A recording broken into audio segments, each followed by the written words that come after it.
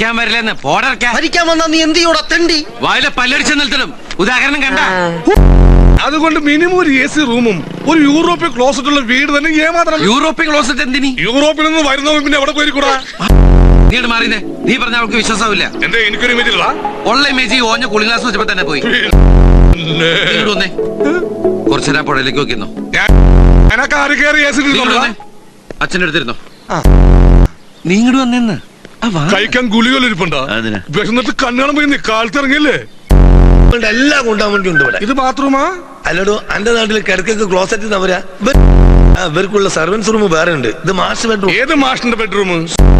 ഓർഗനായാലും വീണായാലും ഒക്കെ ഒന്ന് തന്നെയല്ലേ? എന്നെ എല്ലാത്തിനും ഒരു പേരിട്ടാ പോരെ?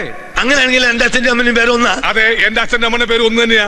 എന്റെ അച്ഛന്റെ പേര് ബേബി, അമ്മയുടെ പേര് ബേബി. എന്റെ പുടി അമ്മേ എന്തുപറ്റിയതാ?